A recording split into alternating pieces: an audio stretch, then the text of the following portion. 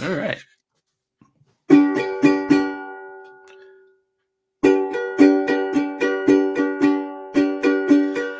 Two of us podcasting, spending someone's hard-earned time.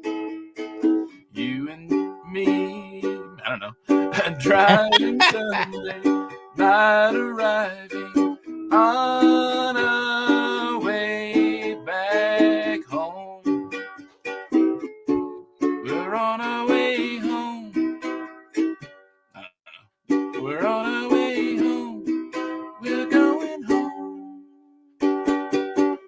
So that was very impromptu. That wasn't bad considering you just came up with it right now. Yeah. When you realize it's just the two of us. Yeah, which is We why can make it if we try. Just the two of us. So You and I.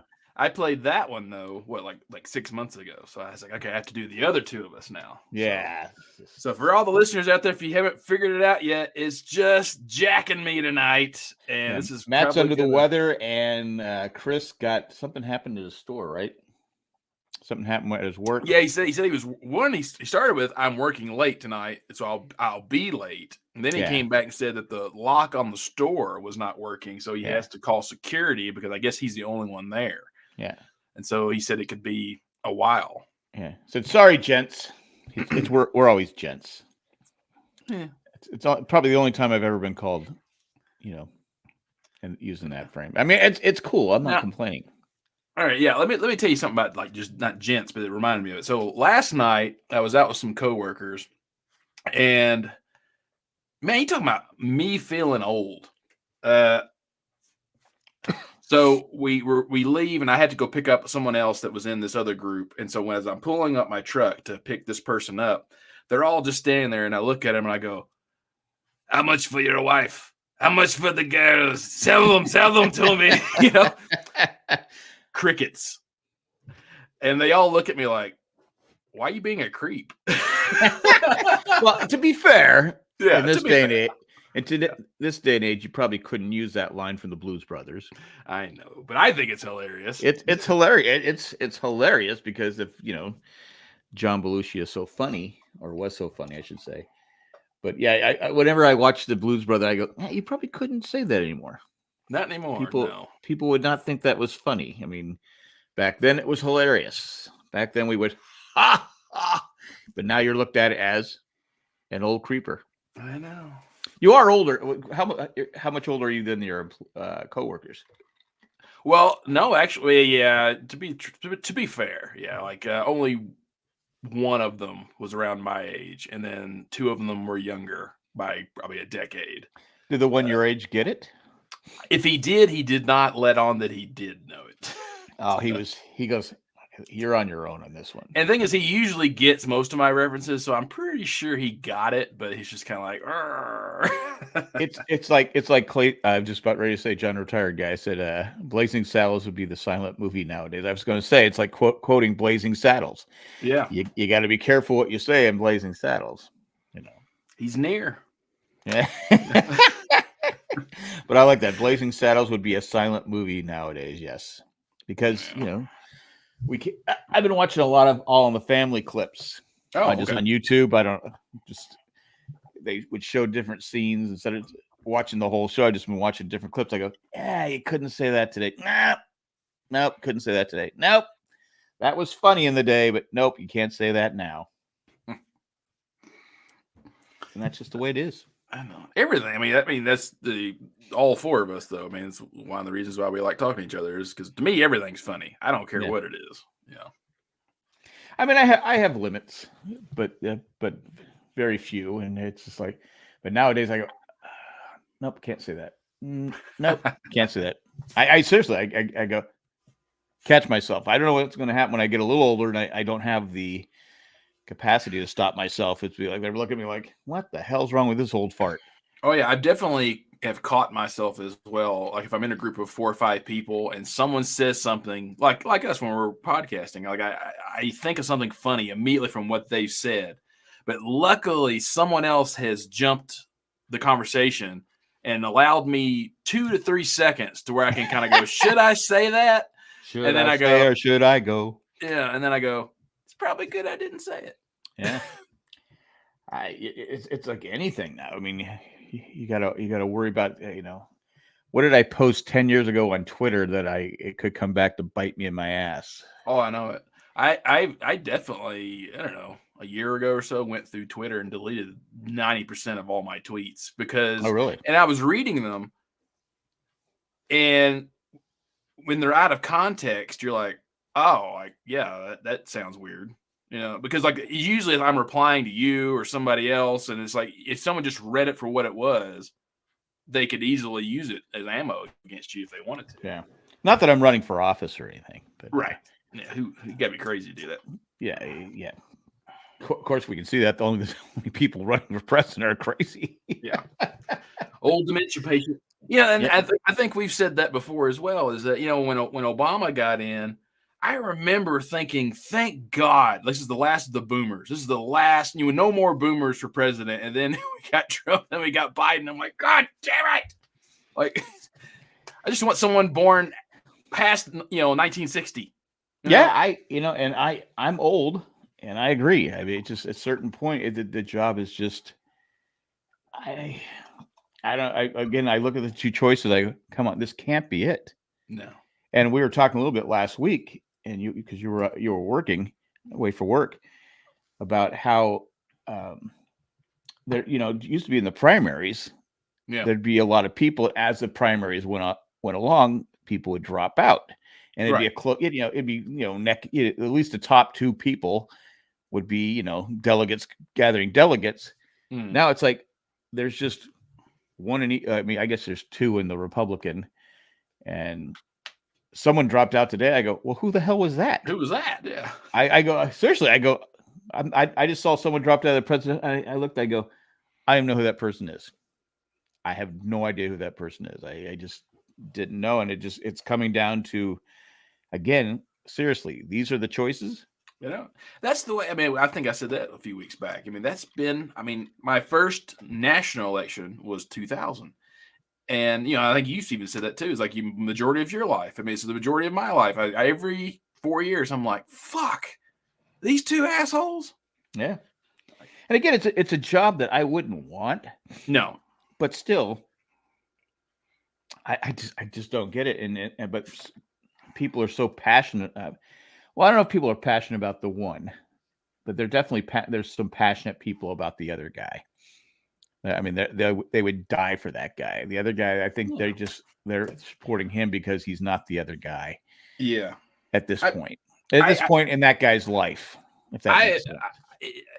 I've never understood people who support politicians ever. It doesn't make sense to me. Like, why would I want to get my ass out of my comfortable home to go, out and rally for some asshole who doesn't give a shit about me? It doesn't make sense. It just doesn't. I don't get it. It don't make sense. It doesn't make sense, but here we are. I mean, who knows what's going to happen in November? Might have to bolt down the doors and cover the windows and just wait it out, because it could be ugly. But we're here to laugh and sing. It's funny because usually I have notes written down about what I've done this week. Yeah. And I haven't done anything. I mean, we had the Glatfelder Boys until Sunday. Oh, right. Oh, right. I did start. Yeah, I was going to talk about that too. Or I think you're going to talk about. Yeah. Okay, go ahead and say it. No, because I can't remember the title. Oh, Masters of the Air. Masters of the Air. I saw the first episode.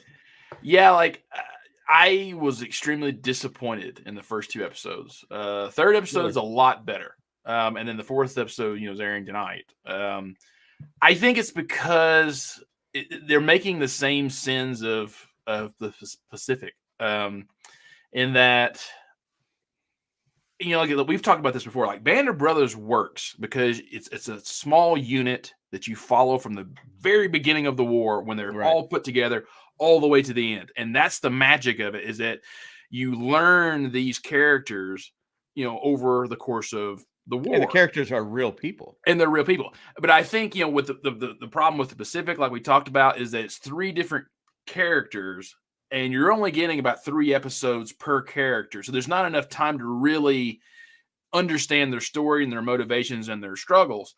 And then with this one, I would have liked it better if they just would have stuck with one crew in the bomber unit, which I know is hard to do. And they start off showing, and that's another thing too. I can't get past that the Elvis is in Elvis, yeah. It's like all I see is fucking Elvis flying. He had to have a dialogue coach. Yeah, but I still hear it to correct his Elvis because he was so Elvis. Yeah. Anyway, I still hear him as Elvis though, but and not that he's doing a bad job or anything, but you have what was what's his name? Bucky.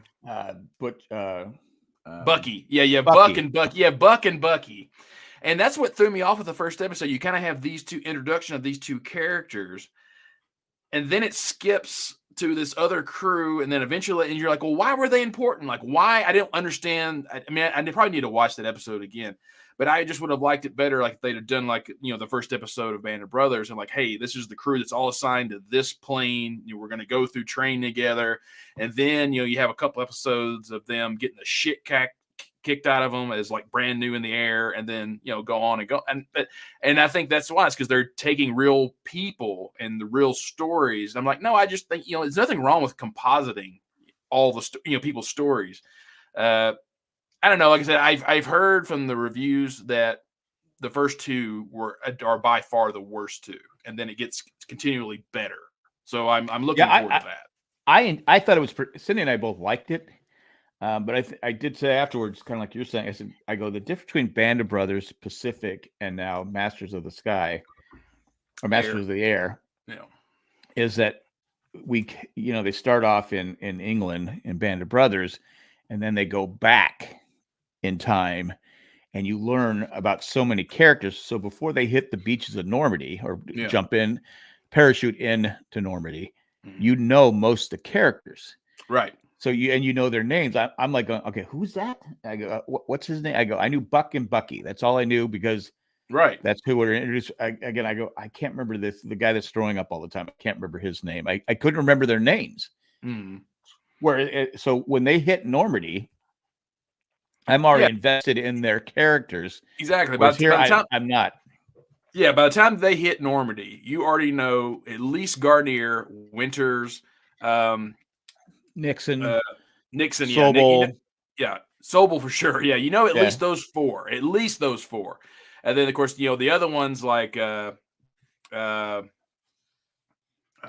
Compton and and and then I can't think of the guy's name, the ginger guy. But anyway, like the smaller characters, by the time they through the course of the show, and then of course in your third viewing or fourth viewing, I like watching Band of Brothers when it comes on. I want to watch it. Right, but because like I said, you can, and as they obviously what happened in the war, they were killed or injured, and they leave the show. You're like, oh. I still say that's why Cindy stopped liking it at Battle of the Bulls, Bastogne, and she. Because, and I finally figured it out. I said, oh, because you don't like all these characters because we lose a lot of regular characters. The ginger guy you're talking about is what's his name?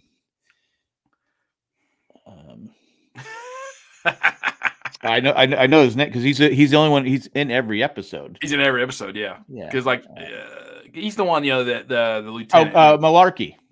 Yeah, exactly. Malarkey. Yeah, because like Malarkey, it took me probably till Bastogne to fully, care about him.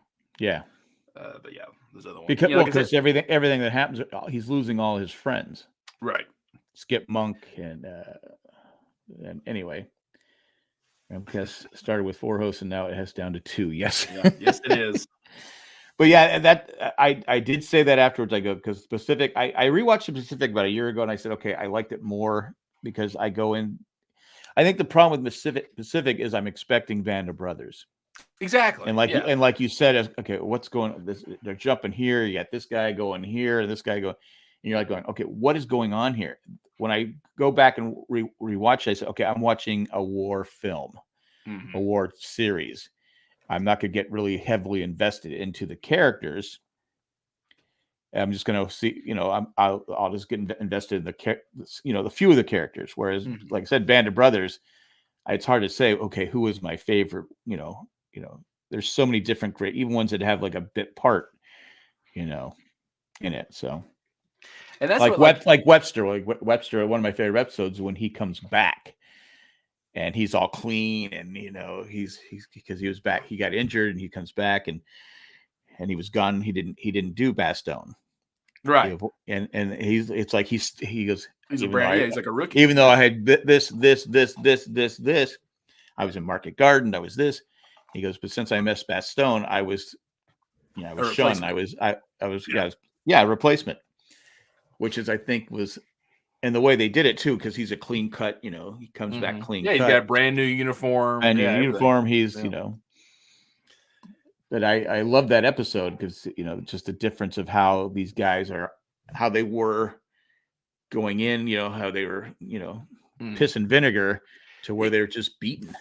The one thing I thought, it's what I, it's been 20 years. And I always like, we've discussed that. I always like it when you learn things about the series, that they kind of brushed over. Because the guy that nobody likes, that's always the, Sobel. Not Sobel. No one likes Sobel, but the other guy that's like, that didn't jump, he got shot in the ass. Yeah. Yeah. And then he, are you drunk, trooper? Yes, sir, I'm drunk. Yes, sir, I am. Yeah. They don't actually show it, but it's assumed. He was court-martialed, and they don't show it in the show that he was actually court-martialed. What's his name? I see his. I draw. Oh yeah, you can always see their faces. But yeah. What's his name? Hell, you didn't jump neither. Yeah, exactly. It's like Cobb or something. Cobb. Is it Cobb? Okay. Yeah, Cobb. Yeah, but one day he's being a dick at the bar. The guy's got the what's his name? Presidential accommodation. Yeah, he goes, and it's one of what's the actor's name? He's famous McAvoy actor. or McAvoy. Yeah.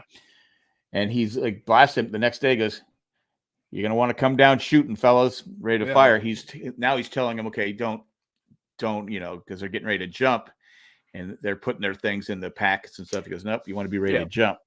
But that was true. But you want to be ready to fight, because that was true. Yeah. I mean, I've read that as well, is that the bags that the rifles were in were shit, and and so that's why they learned that after Normandy, is that don't jump with the bag, Yeah, you don't put it in the bag, and you get that special attachment they had with all that crap that they all lost, and it just and again, you watch a movie like that, or a TV show like that, and people say, "Oh, it's pro-war." No, it's anything but pro-war. No, I mean, I don't think there's many. I mean, yeah, you can say like the old 40s and 50s films are pro-war, but there's not many, especially since the Vietnam era, that are pro-war. No, not since Platoon came out. I think Platoon started it. Where you're like going. I mean, they were like Apocalypse Now in '79. Yeah. There's I think once the John Wayne era ended, Audie Murphy, who was a real war hero. Because you watch these movies and you go, oof, no way I want to go to war. Right. It's not glamorized as much as. And that's I've kind of said that, I don't know, a few months back, is that I always wanted a Civil War picture that would focus more on the Western theater. There's not many. It's always the Eastern theater with Lee and Grant and all that. I mean, even though Grant was in the Western theater too. And because, for everyone out there who doesn't know, like my master's degree, the project that I did for my master's degree, I was given a whole bunch of letters from the Civil War, and they wanted me to do like a whole thing, but you just don't have enough time to do that. So I focused on one soldier, and I picked this guy who was from Iowa, a Union soldier, and I followed his entire war through his letters home. Because the Civil War is the only war, was the last war, where soldiers were allowed to put the address of where they were. Oh, okay, yeah. Because it's military intelligence. Right. And so you can easily map where a soldier's going. You don't have like Geraldo Rivera going, the troops are right here. Right. And I mean, it's brilliant though. I mean, it's such a cool way to see history through the eyes of just a regular person fighting the war, and you can see how their motivations change, how they feel about the war changes, how they feel about their other servicemen. Like when you're actually reading these pages, and it's neat too, just to actually hold them and see how they would utilize the space of one page of paper, because they would write it one way, then turn it and write over their words. And just keep rotating the page, because it's like, this is all I've got. And it's really neat.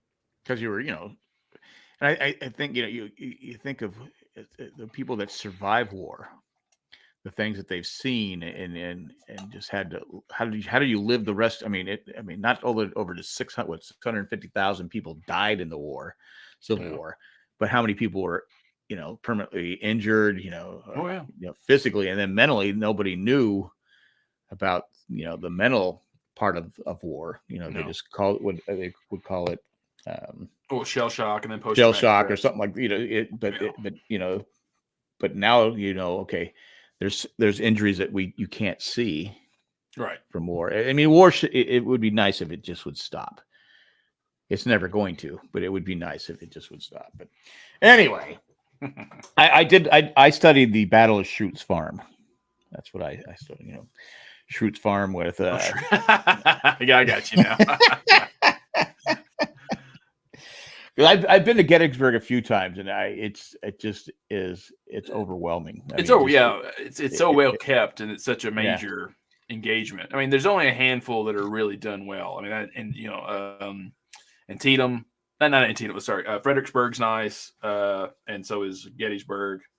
I mean, there's other ones that are okay, but when you start getting a lot of the modern buildings and everything around the battle sites, it kind of loses its. Yeah, it's like the Alamo.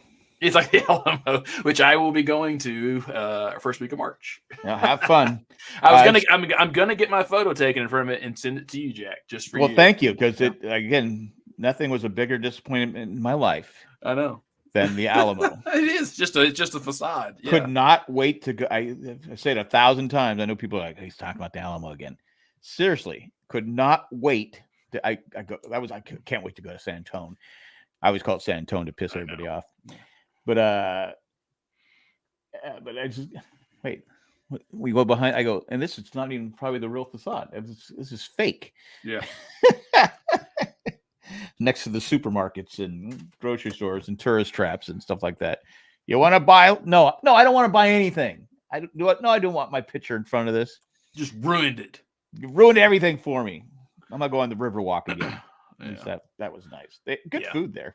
Yeah, that's what I got to fly to Orlando last week of this month for a convention, and then immediately fly to San Antonio for another convention. It's like fun. But it's not. I told my boss straight up. I was like, "Look, if I'm doing both these conventions back to back, I'm not flying back to Colorado, then flying, the next day to." I was like, "I'm just going to go ahead and fly direct to San Antonio." And he's like, "Okay." He's like, "We'll pay for it." I was like, "Cool." So I've got like the whole weekend. Well, there you go. To do touristy shit. I mean, there's stuff to do in San Antonio. Oh yeah, San Antonio, as I like to call it. And Cindy always I go. They call it San Antonio in westerns. No, so Sherry asked us, why were you so disappointed? Because it was smaller than you imagined? No, Sherry, the reason why it's disappointing is because you're expecting a fort. You're expecting some kind of structure. I was expecting to see Davy Crockett dead somewhere. Yeah. You're expecting like an actual, like when you go to any other old fort or old historic thing, there's actually at least, something you can walk around. The Alamo is really just that famous photo of just the wall of. And I don't even think I think it's been refurbished, obviously. Oh yeah. It's not the real. And then you go around and there's like cement, like a cement wall all the way around, just like would have plants in it and stuff like this. And you're like going, okay, what am I touring? What they have vending machines in here. What's going on? It just yes, as Matt Tree says, for something we were told to remember, it sounds forgettable. Yeah, it just, again, it's just a big. I'm expecting to see like next thing. I've been to forts where they do their best they can to have. They were tiny. John's retired. People weren't as big back then, so they built smaller stuff. Yeah, I get that, but it again. I'm not telling you, if you go to San Antonio, go visit it. But like I said, I don't know. I've talked to Nick several times about this and other things. People are say the same thing. Wow, that was a disappointment. It just sucked. That's all I gotta say. I was expecting, because I've seen, how many movies have we seen? Remember the Alamo? There's like there's John Wayne, and you have the Dennis Quaid's version of it, and there's got another.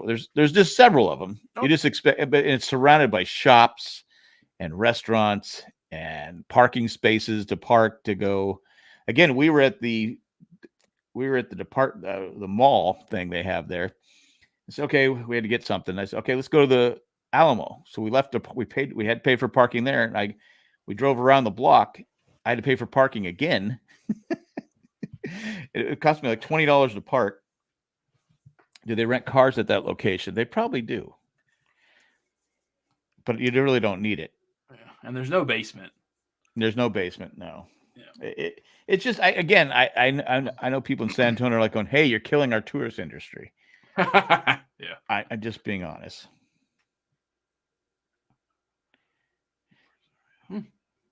Yeah, I mean, that most the thing about wool, Sherry, back then, it's because it's a durable material, but two, it keeps you warm, but it also keeps you cool.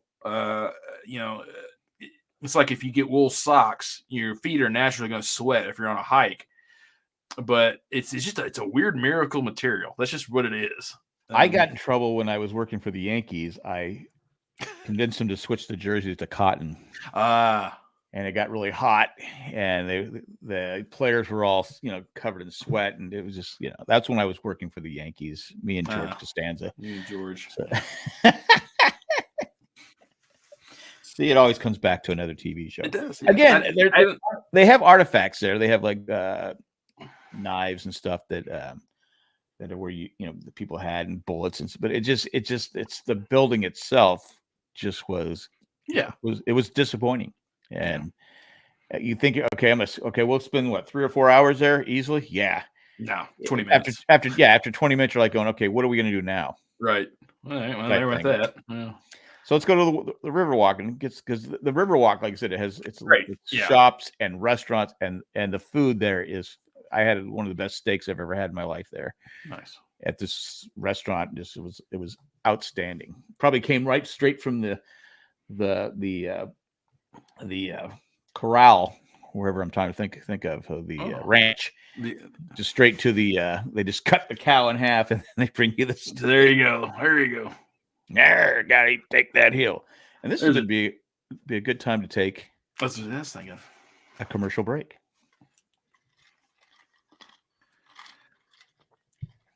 Yeah. So what else? I finished season 2 of Fargo. Oh, okay. And I forget who was it that said it last time, that season 2 is their favorite. And I concede that now that I finished season 2, that it does get better than the first half. Season 1 was my favorite. Yeah. But I just couldn't stand Kirsten Dunst's character in season 2, because I found her to be a selfish idiot. And sure enough, by the end of it, she's still a selfish idiot. But that's her role. I get it. When you watch the series, you're like, okay, I see the purpose of her role. She's just acting. Yeah, she's just. I'm not saying she's probably not a selfish idiot in real life. No, I mean, look who she married. So, but I don't know. Season 1, I guess, because what I would like to think that most criminals or people who do get put in these situations are actually fairly smart people. They just got in a situation they couldn't get out of and dug themselves a hole, which is what season 1 is. But season 2, these people are just fucking idiots, Yeah. And then now I've watched the first episode of season 3, and it's kind of the same thing. It's like, wow, you people are just idiots. Yeah, I think I saw season. That's the one with Ewan McGregor and. Yeah. Okay. I think did I see that? I hear that the last season with John Hamm is excellent. Yeah, that's why I started watching it, because I didn't realize they did 5 seasons of it, and I was like, holy cow! Sherry says the latest season is the best. Yeah, and I'm gonna watch seasons 1, 2, 3. I'm gonna skip 4 and then just watch 5, because the reviews of season 4 are horrid. That's with Chris. They go Chris back Rock, in time. yeah. Chris Rock. I started to watch that, and I just for some reason struggled with it. Struggled to keep my attention with it. So Yeah. anyway, not that it was bad. It just for me, it just didn't do it. Yeah. It didn't do it. I have gotten back into Better Call Saul. Oh, nice. I'm almost done with season 4, and I told Cindy today, I go, I don't know why I stopped watching it. Yeah. It's so well done, Mm-hmm. and the way they go back and they're setting up basically how Breaking Bad, all the characters from Breaking Bad, how they became part of Breaking Bad. They do a great job with that. And and I don't regret my decision that you guys gave me so much shit for, because I watched Better Call Saul first. But one of our listeners though did do me a solid though, and said watch Better Call Saul all the way up to this episode. It's like one of the last 2 of the last season. He's like, then watch Breaking Bad, and then come back. And I was like, okay. I think it was more that you hadn't watched Breaking Bad. Right. Well, it's one of those. Yeah. It's like, what the fuck, man? But I don't know why I didn't watch Breaking Bad. I think maybe because I had missed already the third. They were on the 3rd season by the time I even heard of the show. So I probably just was like, it's the same thing. Like why Chris always gives me shit for not watching The West Wing. And I'm like, well, Chris, I was in college when The West Wing was on. Like, I had other shit to do. It's West Wing. I think is must see TV. Okay. I think because I didn't, because Cindy and Jay watched it. I used to work at nights too. I had 2 jobs back then. You got family and bills, and I would go from one job to the other job and get home like at 3 a.m. and turn around, go back to work again. Anyway, stop complaining. But I didn't see. Now you got no job and like 6 kids. 6 kids to watch. But anyway, I was but I started watching The West Wing in the 2nd season. And we could record it. I forget what it was, but anyway, I said, oh, wow, this is really good. And eventually I went back and watched season when it was, you had streaming services back and you could watch them. And Cindy and I have done a couple of rewatches, but it's one of those shows that's so long. And a lot of people don't like the final season of The West Wing. I like the final season of The West Wing because I like how the political part, how they're, you're picking a vice, how you're picking a president, all the stuff goes on. And then one thing happens and that person loses the election because of a certain thing. But yeah, The West Wing is must see TV, I should say. It's just well done. I like it. But some people won't watch it because I've had people go, I'm watching that liberal crap. I go, okay, it's based on a liberal president, but it's not just you see how the system. I've always thought it's almost like the system. Yeah. It's like, okay, we need to correct how the system works. Yeah, I've always thought. I know Sorkin is a Democrat. He's left wing, but I've always thought he's fair. He doesn't beat you over the head with what he personally believes. Because the American President with Michael Douglas is one of my favorite presidential movies, and there's only like 2 times in the movie where he expresses some ideas that some people would go like, that's stupid. But for the most part, it's just a solid movie of what it's like to be president and trying to do what's right. It's no Dave.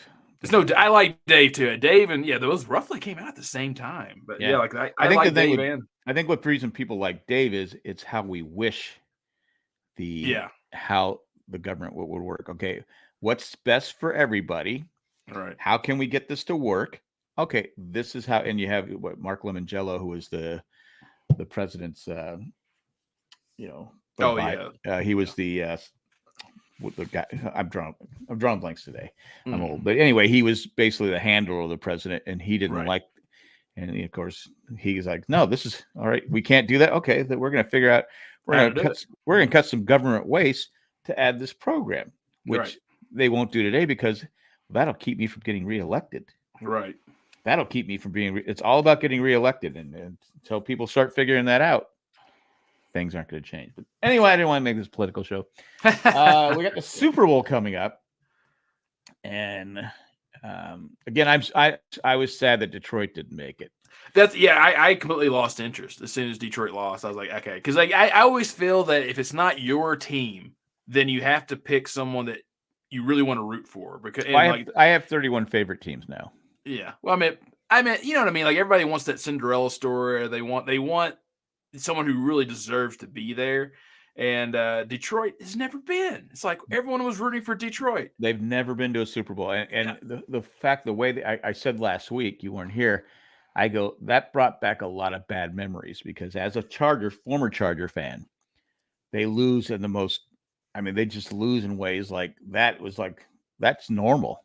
Yeah. Because I know a few people that are Detroit fans and I know them just from the internet and stuff like that. Don't know them personally. I said, dude, I know where you're coming from. Yeah. I know exactly. I mean, that it's just the way you lost. You will never, I'm not trying to be a dick, but you will never get over it because you lost into what you should be in the Super Bowl. Yeah. But your coach, not kicking the field goals, not, just making a couple mistakes. And you go, it's just like, Sherry said, grew up in Michigan. So yeah, Lions fan for life. My dad was a Lions fan, not a huge one, but because he was stationed in Detroit. So he'd go to a lot of Tiger games and go to a lot of, and he watched the Lions and stuff like that. But he wasn't a diehard football fan. He was more of a, when I was growing up, he was definitely a baseball fan. He loved his Cardinals. He used to rub it in my face every time the Cardinals beat the Padres. But yeah, I just bought Cardinals tickets today, actually.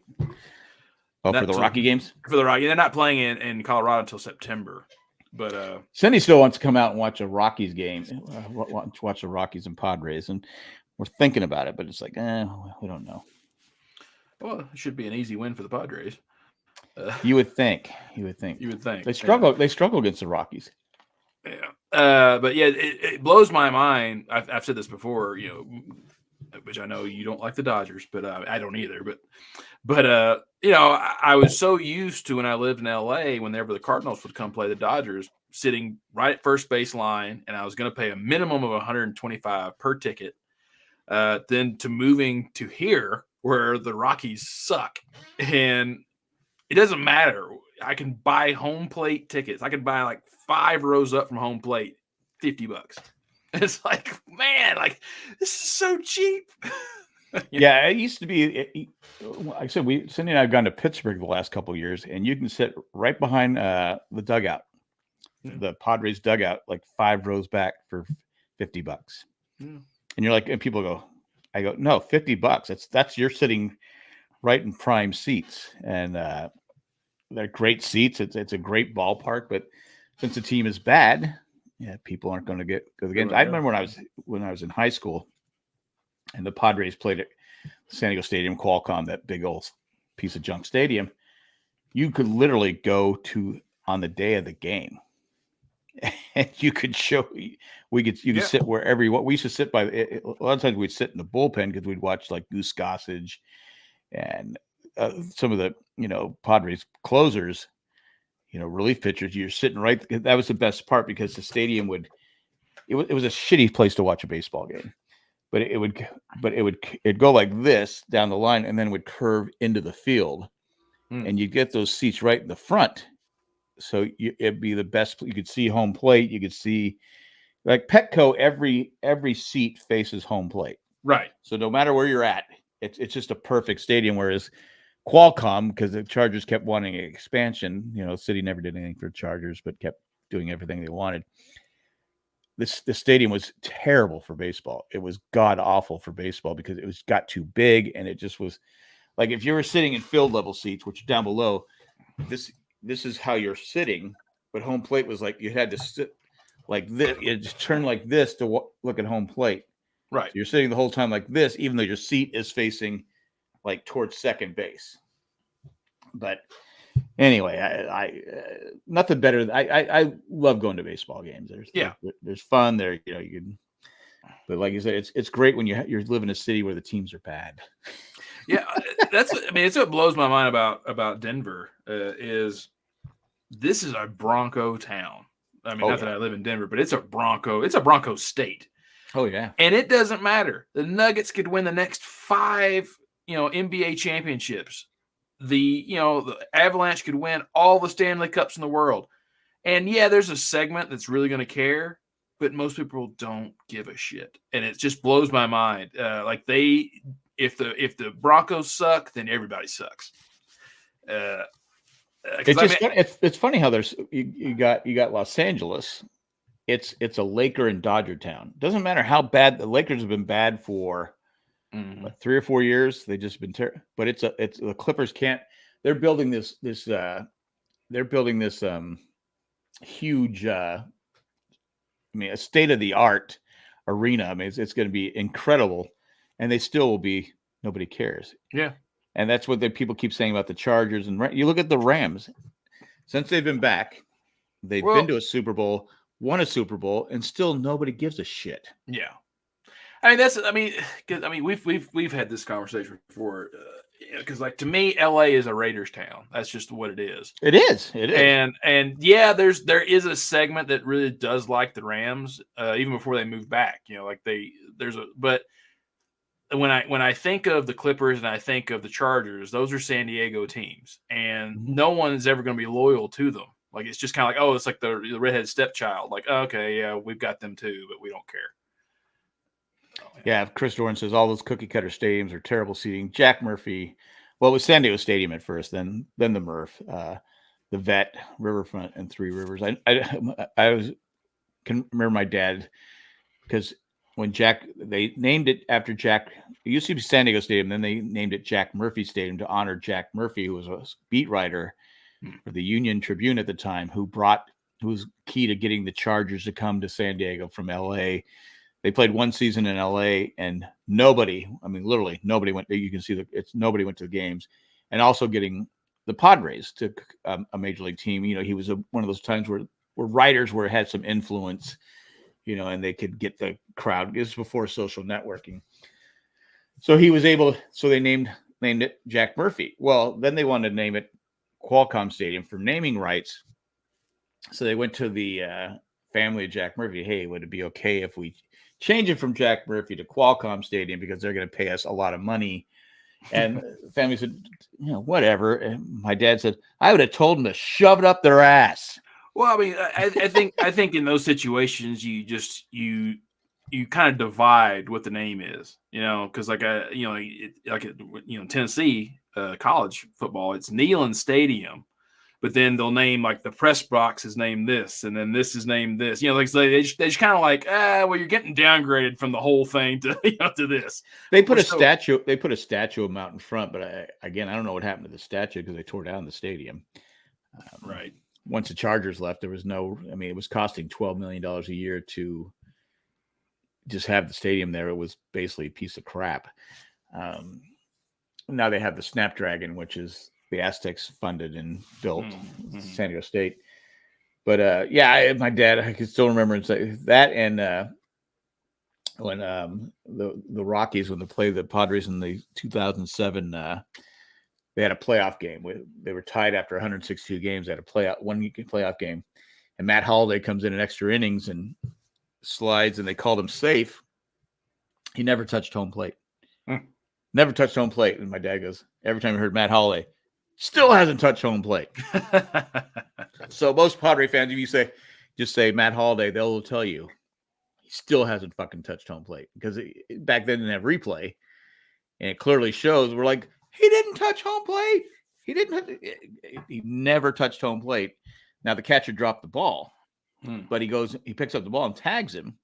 But the umpire, save. You're like going, no.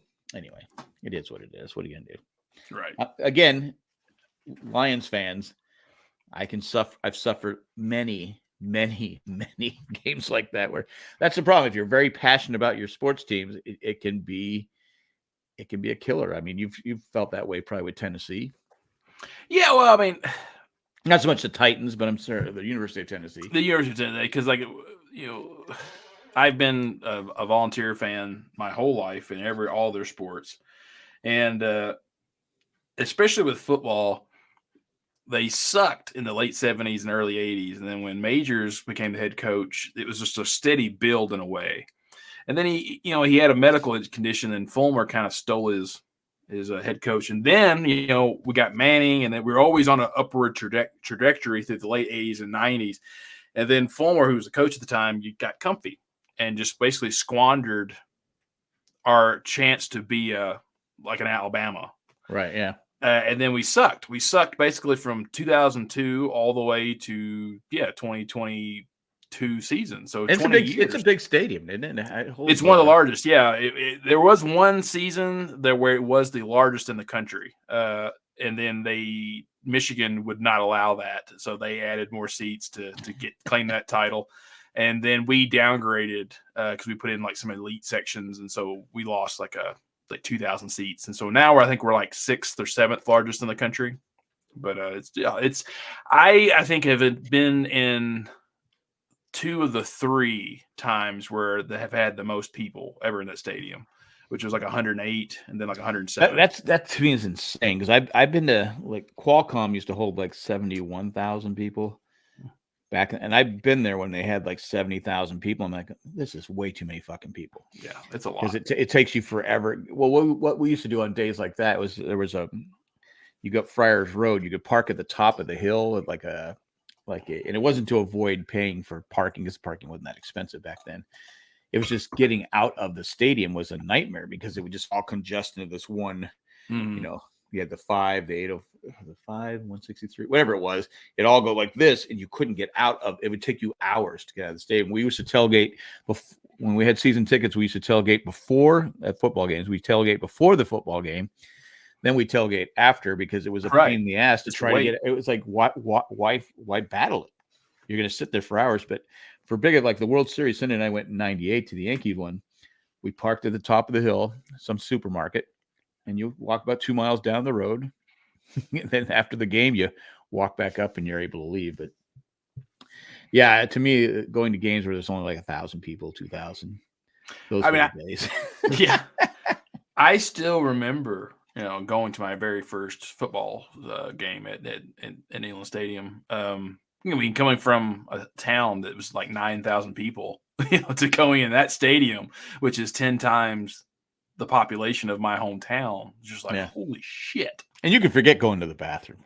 Yeah. Oh, well, those bathrooms are they've been, from what I've heard, have been very well done in modern. Because when I was a kid, it was just the big long trough, where it's like you're in there and just like.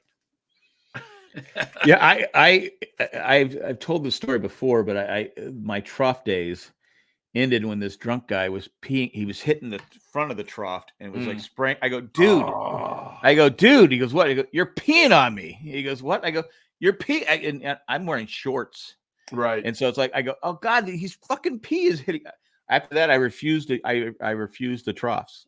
I would go I go, fuck it. I don't care if people think I'm taking a shit or not. I don't care. Yeah. Because if you're taking a shit, people give you shit for taking a shit. Right. You gotta go. I remember in Pittsburgh, I said, fuck, I went to Steelers game and I go, fuck, I'm not standing in this goddamn, I'm not going to get peed on with this, all these, because Pittsburgh, they like to drink.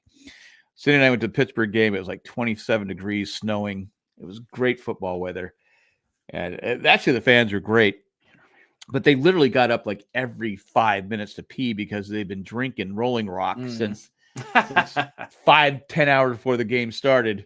Right. And so they're like, I gotta go to the bathroom. So I'm saying, like, this Charger fan has to poop. I go, no, I just don't want you fuckers peeing on me.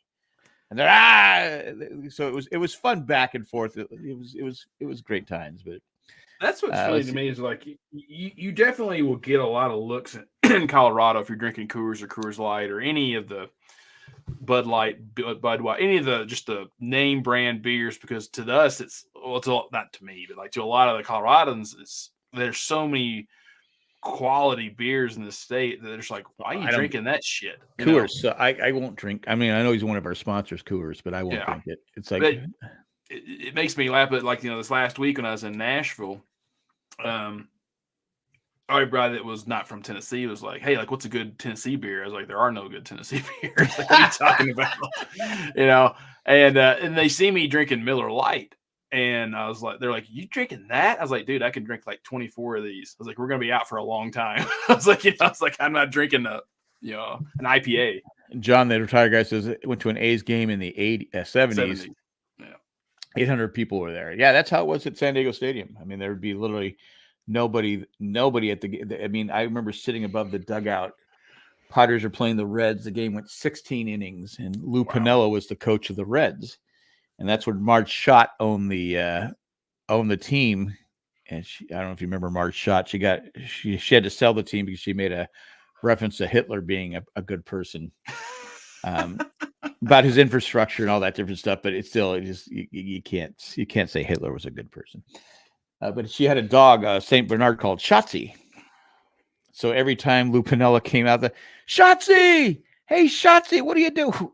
Dell and I, who was Warm Taffy, and I would be yelling at Lou Piniella as he goes out. Hey Shotzi, what kind of move you making now? He was, by the end of the game, he was ready to come in the stands and kick our. we're just ragging on him every time he came out. It was so much fun. Those were the days. But anyway, but you could hear you because there's nobody in the stands, especially when the game's going 16 innings because everybody leaves and we're there. Come on, Shotzi, make a better move. It's like Major League. It's like Major League 2, with Randy Quaid out there by himself in the stands, just giving Charlie Sheen shit. Yeah. It just, those were the days. I mean, I remember going to Larry Walker was playing for, must have been Montreal, and we were sitting in right field, and we go, Larry, can you hear us? And he'd be like, turn around and just look at, shut the fuck up. Yeah. But that was part of our thing there, is going there and just harassing the players. And I remember a Dusty Baker story where Warm Taffy, we're sitting in the second row down the third base line. It's during warm-ups and stuff like that. And Dale yells, hey, Dusty, your wife, she's good. I go, what the fuck? So we're all like, I think there was like four of us. We all went, fuck. And he comes walking over. Oh, nice. And he's a big dude. And he comes walking over, and he just puts his arms on the railing like this. He knew the people in front of us.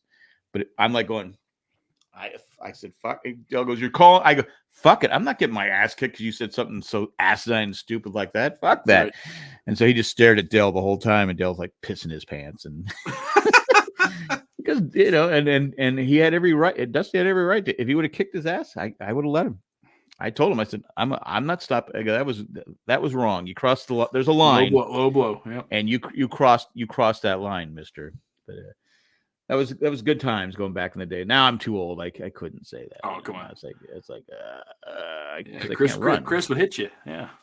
Yeah, Chris would beat me. Especially when I'm wearing glasses. Yeah, he's not even here, and I'm still giving him shit. Well, because Chris is violent. He's a Pats fan. That's true. There's a great naughty wine. Tea that is sold in Tennessee. If you like sweet tea, Nick, you should buy yourself a bottle next time you're in Tennessee. It's sweet. It is sweet tea with alcohol kick. Sherry, I probably would like to, but being diabetic, I don't drink sweet tea. Yes, so Sherry's trying to kill Nick. She's trying to kill me. Yeah. I do.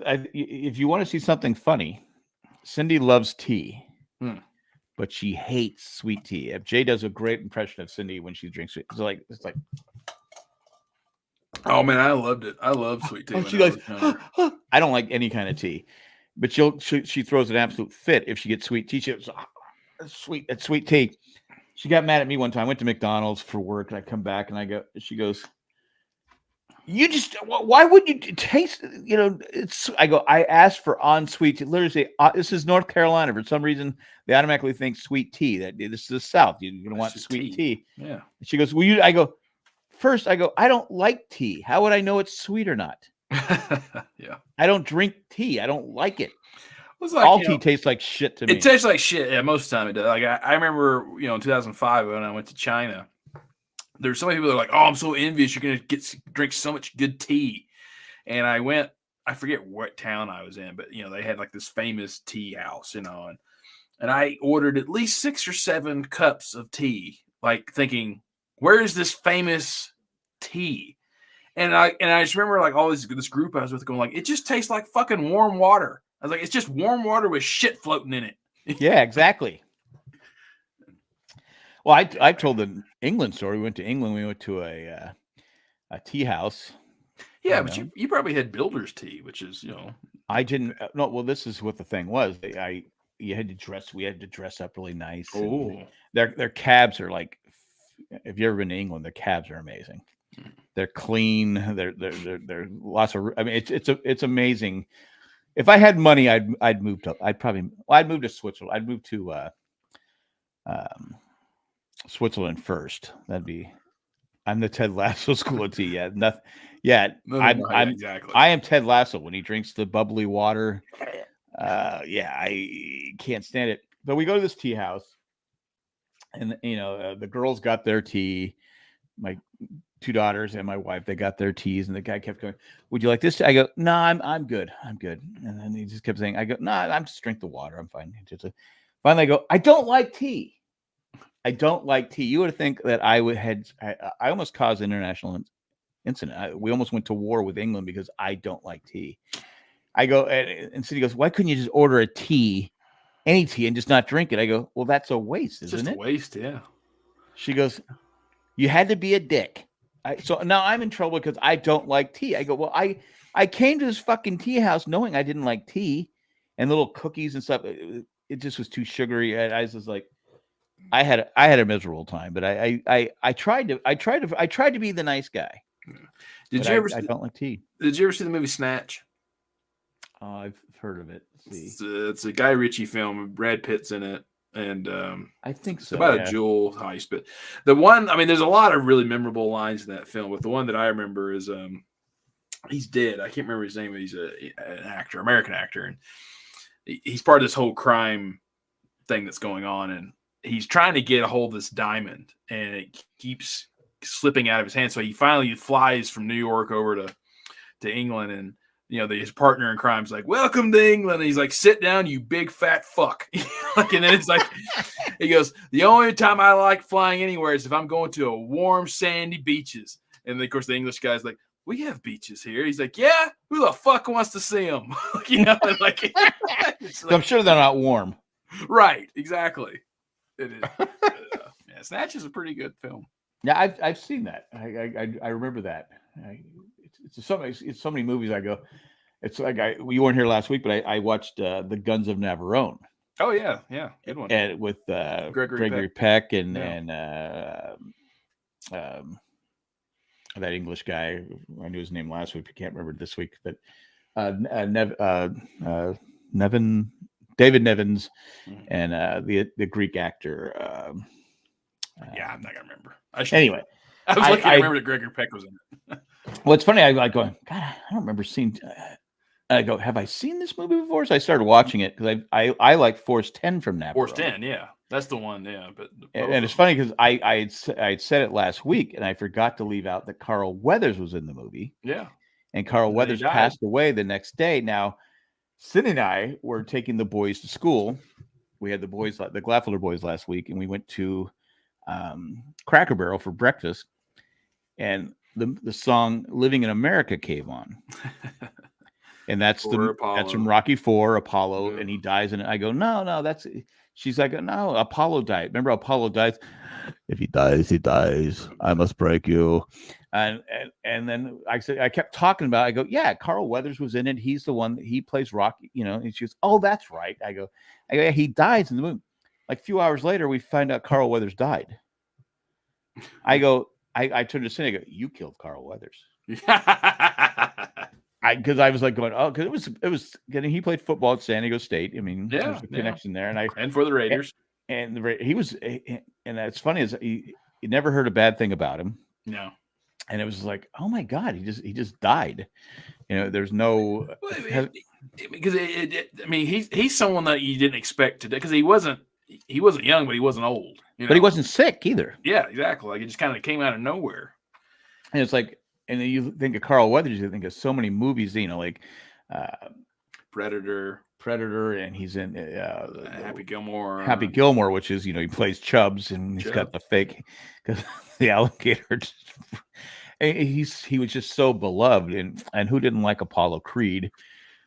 Yeah, like I was reading, because he passed away. There's always a lot of people that want to share their stories of Right. And I forget what actress it was, but they were somewhere where people could talk to them, and she said I just kept watching all these people reference Apollo to him, and she goes, I don't know, she was me because I was young, she was maybe I thought, God, that would get annoying, and she asked him, I asked him when it died down, I was like, do you ever get tired of people just knowing you for this one role and always asking about that? And he said, yeah, he goes, when I was younger, when I hadn't done much past that, or like, maybe into the late 80s, I would get annoyed. He goes, because it it's kind of like being and this is not what he said, but it's kind of like being a Beatle. Like everything you do, they're just going to know you as a Beatle. But he goes, as I've gotten older, he goes, I've actually grown to love Apollo. He goes, because I know that no one can take that away from me. He goes, it's a character that people will love, and it's resonated with them.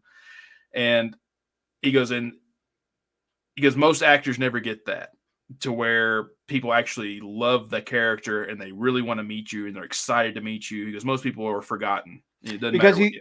The funny thing is, he's supposed to be the bad guy, right? but he's not. Rocky 3 kind of flipped that. Yeah, Rocky but even in Rocky 2, where he's trying to pressure Rocky to fight again because he's taking all the crap and all the hatred. He's still, I mean, he's the bad guy, but he's not the bad guy. He's not like Clubber Lang, Mr. T. Right. Yeah, Clubber Lang is definitely a bad guy. Clubber Lang is the bad guy. Drago is the bad guy. I mean, he kills Apollo Creed. Right. I mean, he kills him.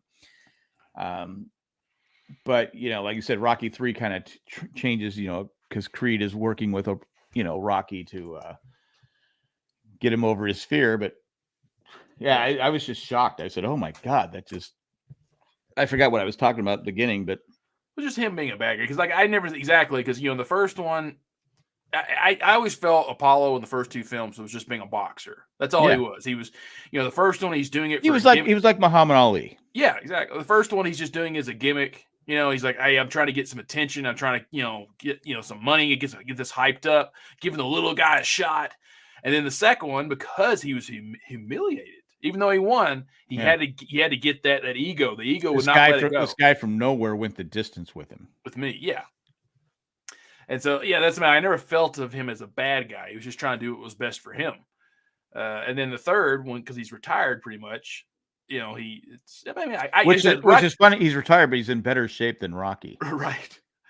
Like I said, like people, I rarely find anyone who agrees with me, but I've always said Rocky 3 is the best one. I mean, plot wise. I mean, it's kind of like I don't know. They're all the first 4, all 4 of them are great. I love any Rocky movie. Yeah, I've said that 100 times.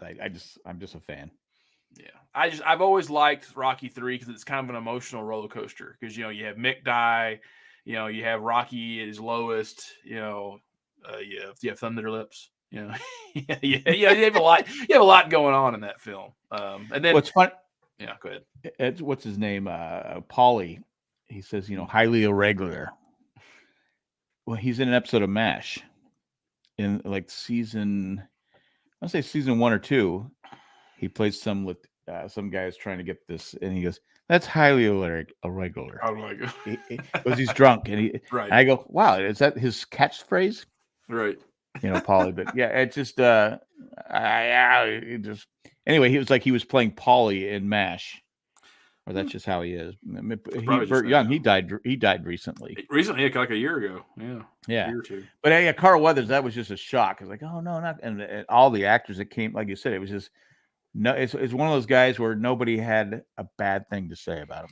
Right. And I think a lot of Star Wars people are also Mandalorian, the Mandalorian, because you would like to think like your actors die when they don't have any work left to do, like they're retired or whatnot, but it's like, oh, well, there's still at least another season of Mandalorian to go, or a movie or something. It's like, shit, we're going to miss a good character that's not there anymore. Yeah. I mean, I know Chris was upset by it. Yeah, well, he played a good Lando. Yeah, he did. Anyway, I think going back to the Guns of Navarone, Mm-hmm. I probably had seen it as a kid because I used to watch the late night movies. Mm-hmm. I remember, San Diego stations used to go off the air like at 12:30 or something like that. But then then you could pick up stations from LA, KTLA and all this different stuff, and watch the late night with Cal Worthington and his dog Spot, and it would be like a tiger or something like that. Looking for a car, go see Cal. Anyway, you could pick up these late nights, and so I could watch late night movies on the late show. I mean, people today are like, "Oh, what the fuck is he talking about?" No, back in the day, you didn't have 24-hour TV was rare. Right. But LA had a couple stations that would show late movies. And once you got the rabbit ears right and got some tinfoil, I'm not kidding, up against your window, I could watch it. It'd be fuzzy, but I could watch, in my room, I'd watch, late night movies. So I don't know if I saw it or not, but I was watching it going, okay. After I watched Guns of Navarone, which is, the first one, I prefer Force 10 from Navarone. Well, yeah, it's just a different. I just think it's a little more modern. It has more modern, board and right. It's funny. Robert Shaw, yeah, and Carl Weathers, yeah. I'm not sure if it had to be on Ramblecast. We were talking about that because if it wasn't for probably Indiana Jones, Harrison Ford's career would have been over too. Because if you look at in between. You look at basically from Star Wars in 77 all the way to 81, his career didn't really do much. Like, he was in Force 10, which is a minor role. He was in Hanover Street or Hanover Street. Yeah, Hanover Street. Yeah. He had a little bit role in Apocalypse Now. He did Frisco Kid with Gene Wilder. But everything he did was Blade Runner. Blade Runner's 82. Was Blade Runner 82? Okay. But even that was a flop. Yeah, it wasn't a big hit, no. So that's what I'm saying. It makes me wonder, just how lucky, because I always wanted Mark Hamill to be more successful, but people didn't want to cast Luke Skywalker. No, they didn't want, and plus when Corvette Summer had that where he got Corvette. Injured. Yeah, he didn't look the same. Right. But he's done very well in the voiceover acting and stuff like that. Oh yeah, I'm not saying he wasn't successful, but it's like I told you. I know I've said this story a few times. Matt Case's American Graffiti. That was before he was. That was before. Yeah, that was before. That was before Star Wars. But I would say he had little bit roles here and there, but he was never. It wasn't successful. Yeah, Force 10 from Navarone wasn't a big hit from what I remember seeing it in the theater, but it wasn't a big because that's when you had the big old. We'd go to the Saturday movies, ride our skateboards down, and go see Saturday movies. You could sit there all day long. They'd show 2 films, cartoon, and you never had to leave, which was the best part.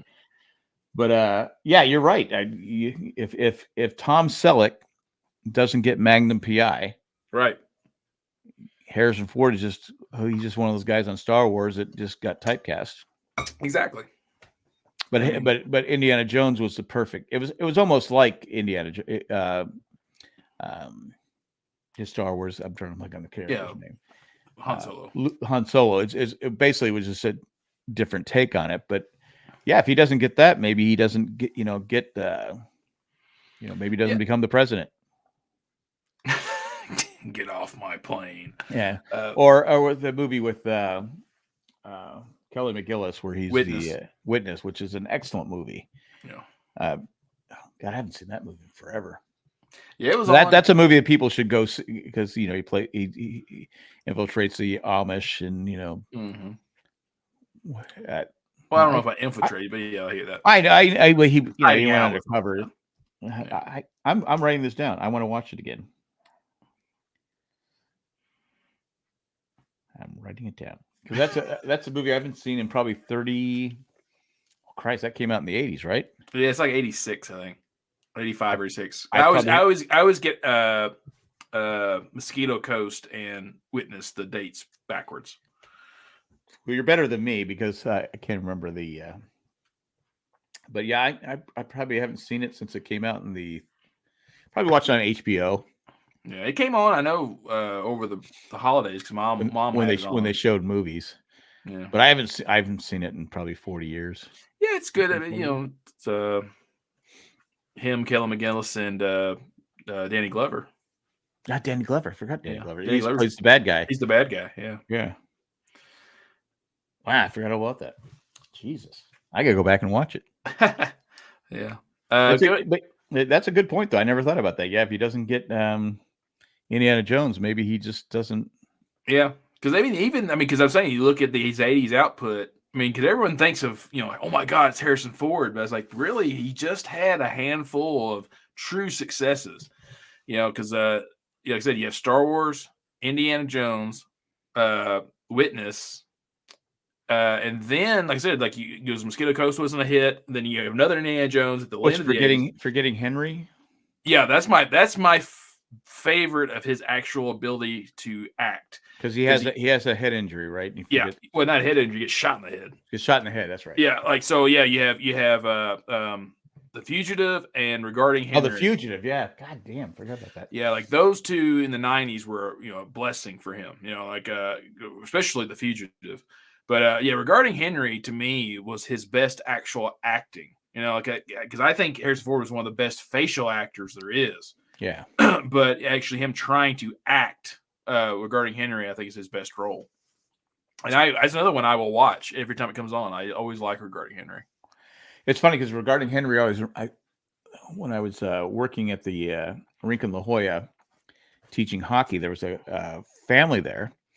A guy had a stroke, and his mentality went down to like a child. Mm-hmm.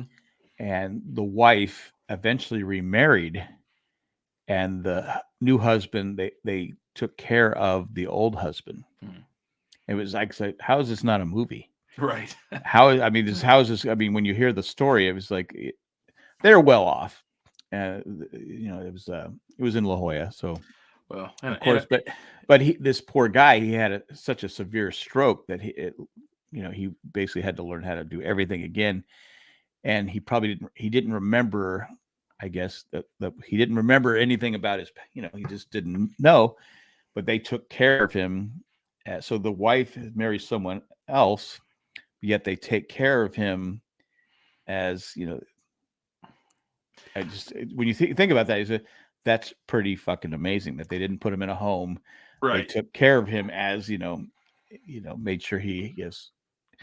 It's kind of like it's a happy version of Jules and Jim.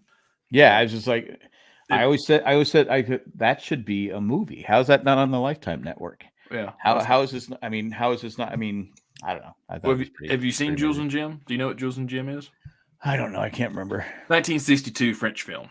And I'm not Siskel and Ebert. I didn't see it. Yeah. Well, so the plot of this is that it takes place before and after World War One, and it's two men named Jules and Jim, and they're like friends, and this young kind of rebel-ish woman comes in, and one of them, I can't remember which one, like dates her, and they're all in love and all this, but then they both go off or one of them goes to World War One, and of course when he comes back, he's not the same, and that's the one that she loved, and so the other one, helps take care of him. Right. With her, and then they end up falling in love, but all this menage a trois type thing, which was very risque at the time, in the end, she ends up killing them all.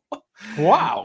Yeah, like it's kind of a twist. Like they're in a car, and okay, it's a twist because I didn't see that coming. Yeah, she drives them off a bridge. So like if you ever saw Vanilla Sky with Tom Cruise, yeah, I've seen that. Yeah, that the beginning of that film when Cameron Diaz drives him off the bridge, that's an homage to that film. Huh. Okay. All right. So you had a different happy ending than I had. Yeah. Yeah. It's just okay. All right. Yeah. It's where Tarantino got the names for his. Oh yes, yeah, right. That's correct, Matt. Oh really? Yeah, Jules and Jim for. Well, it's funny because I used to watch Siskel and Ebert every. I think they were on Saturdays, and they review movies. Whenever it came to a foreign flick, I used to go, okay, let's do a film we don't like, because they always gave thumbs up to the right. Foreign flick. Right.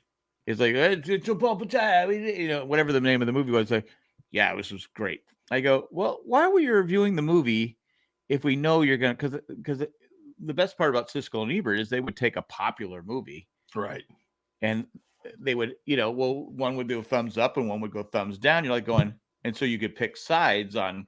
Right. I mean, I think it was planned, but you could pick sides on who you wanted. But anytime it came to a foreign flick, I don't think they ever went thumbs down. I could be wrong. I mean, think about it. If Jay and I reviewed movies, yeah, you'd be Siskel and Ebert. Yeah, we'd be Siskel and Ebert. It'd be Jay always like, I liked it. I really liked it. No, that movie sucked. Well, Matt Tree says, well, the foreign stuff that gets to the U.S. is usually because it's good. I get that. That's true. Yeah, I get that. But again, why review it?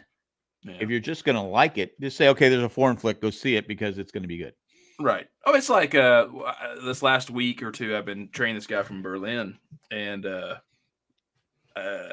today he's a young guy too. I was like, he doesn't want to take over the world, does he? Nah, he's actually a really nice guy. Okay. I have been giving him shit though, because you can't not give a German guy shit.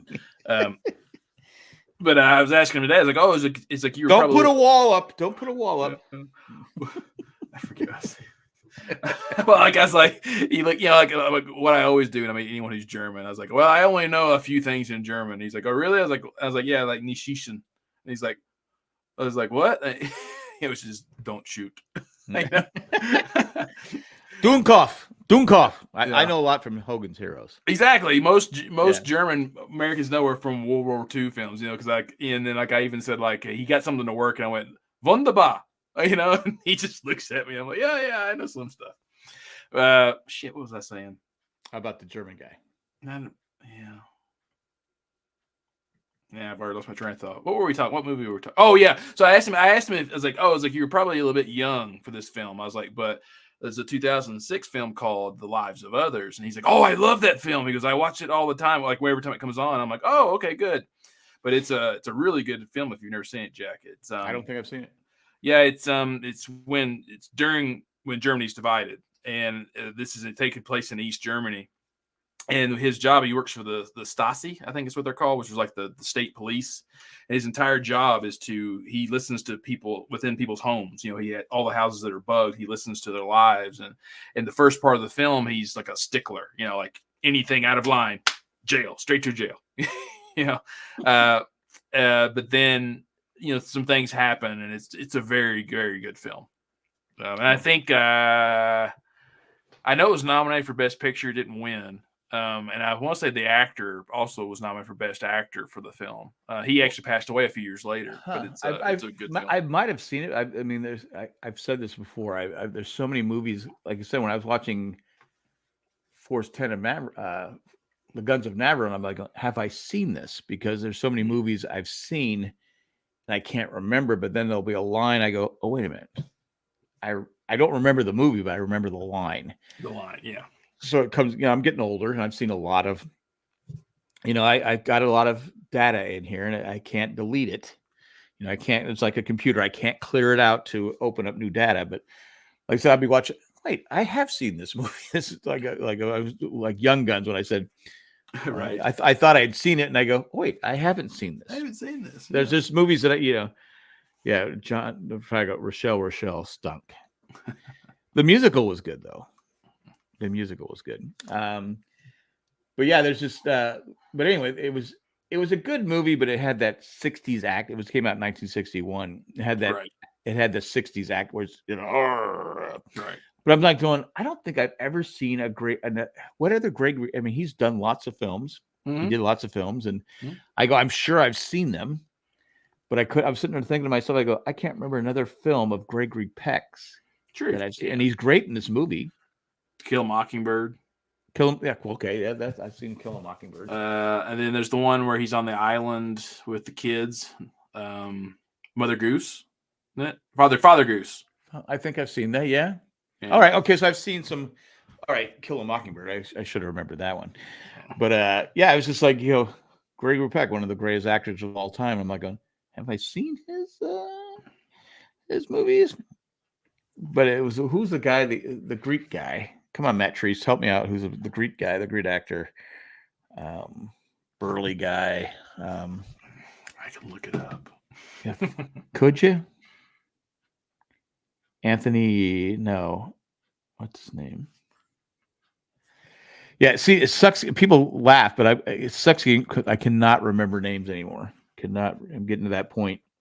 Again, there's too much information up here, and there's no thing where you can send to trash and clear up space. That's what we need. Anthony Quinn. Thank you, Matt Treese. Oh, Anthony Quinn. Yeah, I love Anthony Quinn. He's in it, and of course, he hates Gregory Peck's character the whole time because Gregory Peck had, made he was, felt he wanted to live in a clean war, and he was nice to these Germans. These Germans end up getting, instead of killing them, they end up getting free, and they go kill Anthony Quinn's family. Yeah, but at the end, they're like, oh, "It's okay, Yeah. I remember being really sad when Anthony Quinn died. Like, he kind of, to me, especially in his later, he was like that lovable grandfather, that you just. Well, Anthony Quinn was on the Tonight Show with Johnny Carson, and Steve Martin came out and said, "Okay, I gotta leave. And Anthony Quinn's like, he goes, "Yeah, I gotta leave," and stuff like that. And then Johnny goes, "Okay." He goes, "I don't think he wanted to leave." Steve Martin was being Steve Martin. He comes like, "I'm sorry, Johnny. I just want to be a big star." Because the big stars would on the Tonight Show would always go, "Sorry, John." They wouldn't stay for the whole 90, because back then Tonight Show was 90 minutes, right, instead of 60 minutes. They'd have all these big name. They wouldn't stay for the whole time, and so Steve Martin goes, "I just wanted to be a big star. I want to leave." And this Anthony Quinn's face is like, "Well, I think he wanted to stay." That's when the Tonight Show was, must see TV. But you look at I watch a lot of YouTube clips of that. I follow Johnny Carson Tonight Show, and some of the stars he had on there, you're like going, "Oh my God," just huge mammoth stars back then. They'd all be on the stage together. You're like going, "Oh, you have like Dean Martin, Frank Sinatra, Don Rickles, and just a massive cast of people that they were the stars in the day." But nowadays, you just don't get that, but that's okay. Yeah, it's a different world, these days. You don't have, like, that's actually something I kind of is sad about today. You don't have, probably George Clooney's probably the closest you can get to, I'm not saying fame, but having that Rock Hudson, Gregory Peck kind of physique and kind of suave style. Like, you don't see that anymore. Or even to an extent, Paul Newman, who was always considered to be kind of a rebel against that type. But, right. You just don't get the, it is what it is. I'm not going to complain, but yeah, but I watched that. But then it made me want to watch Force 10 from Navarone again. Right. You said now. Yeah, but it's been a long. I used to own that one on DVD, and I never watched it though. Like so it's like you have so many other classic films to choose from. It was like Force 10 was never like high up on the no. Again, I saw it in theater, but like I said, after I finished it, it showed a bunch of films that you could, like Bridge on the River Kwai, which even that one I don't watch a lot. Really? I think I can say. I'm up there. It's a classic, but it's just one of those films I feel is too long. It has Obi-Wan. I know it does. Yeah. My God, it's long, but I think it needs to be long because you need to understand why he goes the direction he goes, because he bought into his own bullshit. Exactly, and he's just like, no, we need to make this perfect because that's what it is. But I like Bridge on the River Kwai. It's not a movie for everyone because it's outdated. Yeah, but I'm saying, like, it's there's definitely some films that everyone should watch at least once just to appreciate what they are. Right. It's like fuck, what am I forgetting the name of it? The one in the desert. Jesus. War movie? Yeah, it is a war film. Lawrence of Arabia. Lawrence of Arabia. Lawrence of Arabia. Lawrence of Arabia is it's a beautiful film. Yeah, I haven't seen that since I think I saw it at the drive-in with my parents. Yeah, but it's one of those films that's just it's so long that, like, most people today who have the attention span of a gnat could never watch that film. Well, you have TikTok. Scrolling through this movie. It's too long. Scroll. Yeah. But yet those same people will gladly watch 100 hours of a TV series that's Yeah. like They'll watch Friends, yeah. but they won't watch Lawrence of Arabia. Yeah, God, I haven't seen that movie. Seriously, I think I saw it at the drive-in, the Two View drive-in in San Diego, which is no longer there, obviously. Because our family, once in a while, we do a family thing and we go to the drive-in. Now, I know when Cindy and I, our kids were young, we would go to the drive. We'd go to Circle K, load up on the candy, load up on the candy. We'd get popcorn and stuff at the theater, but we'd have our minivan. We'd back it up, pull the thing up, and put that little box up there. Luckily, eventually they went to the speakers. They went to the radio, but the speakers we'd get there early because half the time you had to find a speaker that worked. Right. Because you get there and the speaker doesn't work. But we'd open up the trunk, the back, and they would sit there and watch the movies. And before the second movie, they'd usually fall asleep.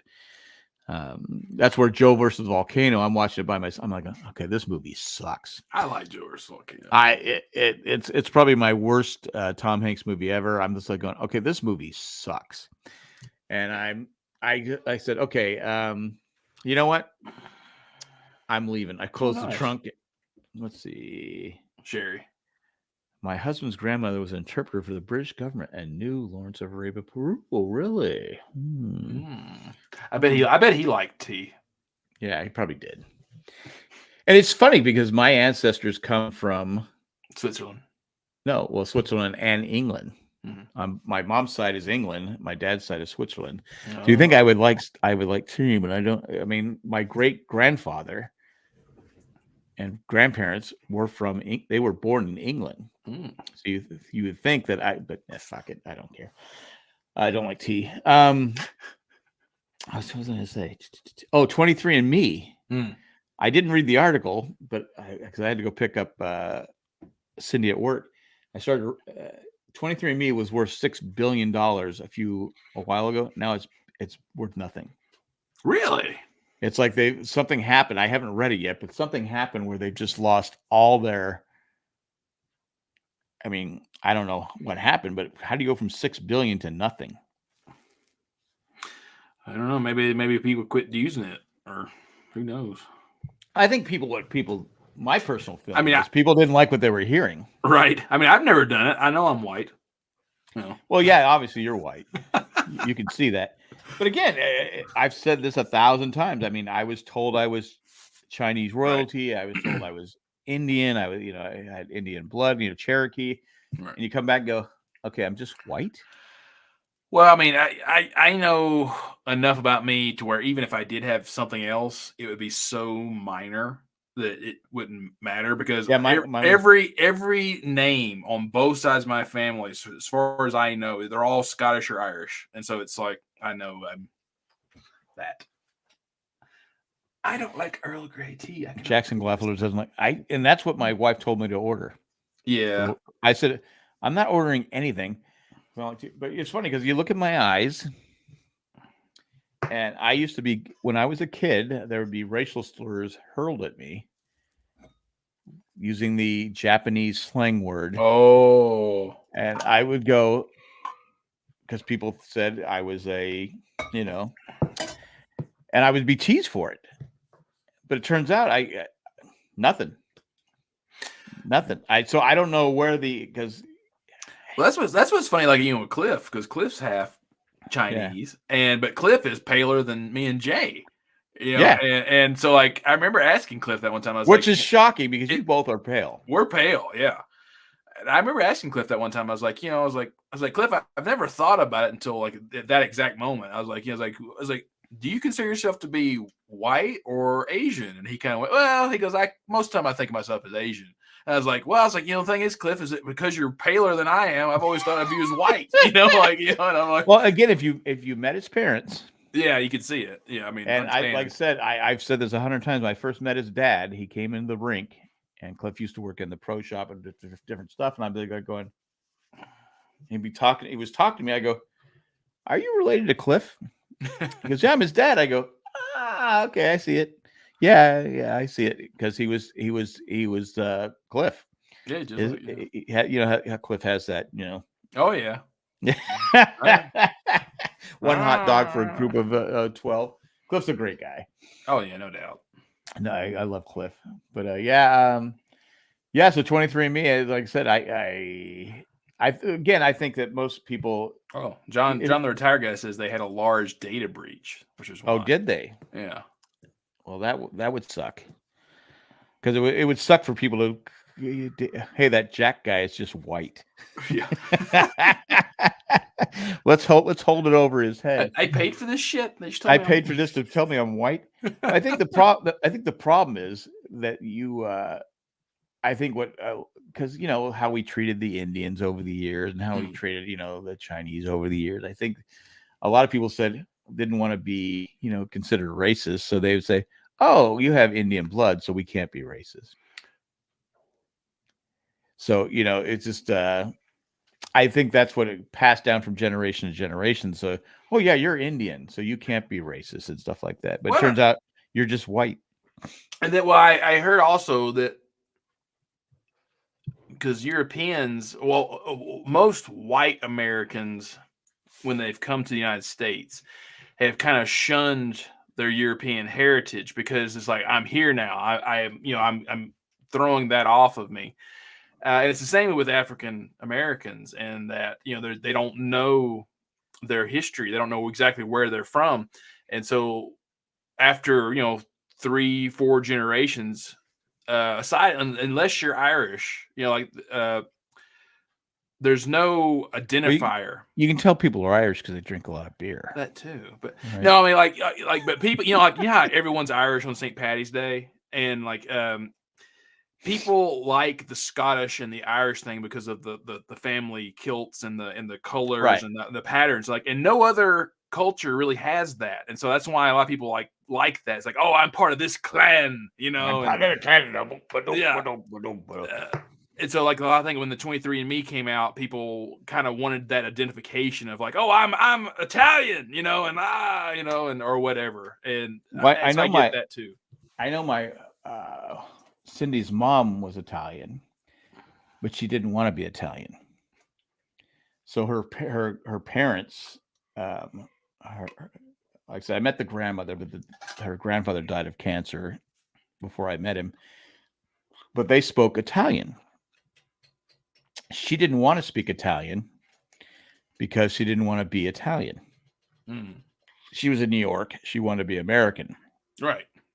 Even though she was American, but she was like second generation American. I think her parents were born here, her grandparents, but before that, so she never learned Italian, just a few cuss words and stuff like that. She knew the cuss words, but I go, well, why didn't you learn Italian? She goes, I don't know. My mom didn't speak Italian. She was against Italian, and I mean, it's just funny how, like you're saying, well, they wanted to be American because being an Italian immigrant was, you know, unfortunately, was, you know, considered. Yeah, it's all of them were at some point. I mean, that's why you have so many Irish names that, you know, they're no longer like Odell or O'Reilly. It's just Riley, or right, you know, like even Dunn was Dunne, and most of us dropped the E. It's like you wanted to get rid of those very stereotypical things. We kept Gladfelter because it was an easy name to pronounce and spell. Yeah, exactly. Yeah. Every time I see it, I go, oh, I know exactly how to say that. Well, it's a word. I mean, I learned from my uncle, because my dad never told me anything, that there's so many different spellings of Gladfelter, because when they came over to, you know, Ellis Island and came over, and they say, oh, what's your name? Gladfelter. They couldn't spell it. So that's why there's so many different spellings, like Gladfelter, Gladfelten, because my family's from Gladfelten, Switzerland. Ah, okay. But they would spell it Gladfelter, because the people coming over couldn't, you know, they couldn't say it in English, so they would sell Gladfelten. Gladfelter. Yeah, probably. Yeah. Whatever. So there's so many different versions of the name. That's why it's Sherry's 100% Irish from Cork. I don't know. Well, she does drink a lot of beer. Well, I'm just saying that. Yeah. 100% Irish. She's from the South. Yes. Yeah. Like I'm from the Duns are Midland Irish, and then my mother's side is from Northern Ireland. Yeah, like I said, my mom's side is Irish, English, French. Because I know Cindy was big on, because she got into Downton Abbey, and she wanted to be English so bad and British so bad, and and she's like 2%, and so I came back like 50%. Nice. I go, yeah. Well, sorry, you can't be my peoples. I'm sorry, you're just Italian. You're just Italian. And then the other was Swiss and German. A lot of Swiss, obviously, because Switzerland. But other than that, there was nothing else. Just white, just as white as can be. And I tan easy. That's what I don't get. I can tan faster than most people. Really? See, I don't at all. Obviously, but I can tan like that faster than Cindy, who's Italian. Well, that's I keep saying I think I was adopted. One of my coworkers, he's actually a really good guy, but he's not the sharpest knife in the drawer. And he is. It's so funny because he considers himself to be like a quarter Filipino, but he's not Filipino. He's actually Spanish Filipino. So he's still white, but he's the Spanish of the side of the Philippines. And when we were in San Diego in July, we were all hanging out by the pool. None of us were in the pool, but we had shorts on and t-shirts. And this is probably the first time we were just hanging out drinking. Tourist. And he has a way of just being really dumbly blunt. And he's looking at me. It's probably the first time he's ever seen me in shorts, and he says, "Man, Nick, you're really pale, dude. Like, have you ever seen a doctor? Have you ever seen a doctor about it?" And I was like, "You really think I don't fucking know that? Like, you don't know I'm Irish?" Yeah. I was like, I take vitamin D every day because I'm so fucking pale. I was like, yeah. I was like, I know I'm pale. Oh my god. Because I used to think because I tanned these, I said, "Oh, I got an Indian in me and stuff." Yeah, right. And no, I envy people that can just go out for like an hour or two and just get tan. I mean, that's me. Yeah, I used to, of course, growing up in San Diego, that was trying to get as tan as possible. We get our Birdwell shorts on. I mean, kids at my day remember Birdwell shorts. Those were the swimming trunks that you had to have because you had to go down to the local surf shop and say, "Okay, I need to get me some Birdwell shorts, swim trunks." So you save up your money. It was like $15 this is back in that's high dollar. This is back in the late 70s. Yeah. And you're like going, people are like, $15 was a big deal. No, $15 was a big deal back. So you'd save your money and you'd go get some Birdwell shorts. I got some teal ones, some teal Birdwell shorts, and then you tan. You go to the beach, which was free. You take the bus down. Well, you had to take the bus. We take the bus down to the beach. Had to make 2 stops, and what we'd always do is you'd pretend to get off on the one stop, and the guy in front would get off, and then we'd go back and sit in our seats, so he'd be stuck by themselves. And because you still had one more stop you could go to, and that poor guy would have to wait on the next bus by himself. I don't know why we did it, but it happened to me one time. I got fucked over. I got off first. Like, oh fuck, what was I thinking? So I just sit at the bus stop by myself. Luckily, I wasn't kidnapped or anything. But we'd go down to the beach early in the morning, and we'd put our money in a bag and bury it in the sand, and spend the whole fucking day at the beach. Nice, because that was great entertainment, fun, with our Birdwell shorts. Those were the days, my friends. We thought they'd never end, but now I'm old and I don't like tea. Of course, I'm not you. You probably had to put on sunscreen like 80, 90, 100. Actually, I don't put on sunscreen. Really? Yeah.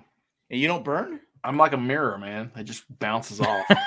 Seriously, you don't burn with your fair skin? So I learned very quickly, especially when I was in archaeology, that if I know I'm going to be outside, I shower the night before. And then that way, all the natural oils, that come out while you sleep, they're still on. And so I would, if I'm going to be outside all day long, then I'll probably after lunch put some suntan lotion on. But in the morning, I'm good. I don't Really? really burn. Yeah. Because like that's what was funny when Cliff and I and another young lady, we went to the San Diego Zoo in July, and I don't think Cliff had ever been, but Really? yeah. And so as we get out, the young lady and Cliff just completely cover themselves in suntan lotion. And they look at me and they go, "Do you need anything? Do you want any of this?" I went, "No, I'm good." And I was like, "Actually, no." And I put like a little bit on the top of my ears and then just right at the tip of my nose. What about your neck? Your neck doesn't burn? No, not really. Really? And so, but Cliff saw what I did because that's one of the things that's great about the San Diego Zoo is that even though it's outside, it does have lots of shade. It does, yeah. And There's plenty of so shade there. Cliff was noticed that I would walk up to the whatever we were looking at, and then after I'd kind of got my feel, I'd just step back into the shade like every single time. And then so Cliff immediately started following what I was doing. After 90 minutes, the RCAD turns into a skincare clinic. Absolutely. I got to be honest. I'm shocked that you don't put sun because I'm not going to call you pasty, but you're pasty. I'm pasty. Yeah. And I would think that the sun would be no. Wow. But no, like I said, like like just I just like I said, don't shower the day of because if you shower the morning of, you're going to go to the you stink. I don't stink. But I don't know. If you don't shower, you probably stink. Just don't shower the morning of, because if you do, you're washing everything off. You're just having your bare skin. So it's a natural. You have a natural defense to the sun. People just don't realize it. And a lot of sunscreen is not even good for it anyway. You're putting chemicals all over your skin. Exactly. Yeah. But this is like Sherry. I had no idea this was a thing. Yeah. That's what I mean. I never burned when I did archaeology. Because I know when I was younger, we like Cindy and I first time we went to Hawaii, we put baby oil on us. Oh God, yeah. To just amplifying it to get that golden tan. we got we put lemon juice in our hair. Yeah, to get blonde. Yeah. Yeah, and I was like really blonde and really tan when I went to Hawaii. But wow, I never knew that if you didn't shower, because I shower at least once a day. Yeah. So I should not shower, and then I would have. But I don't really.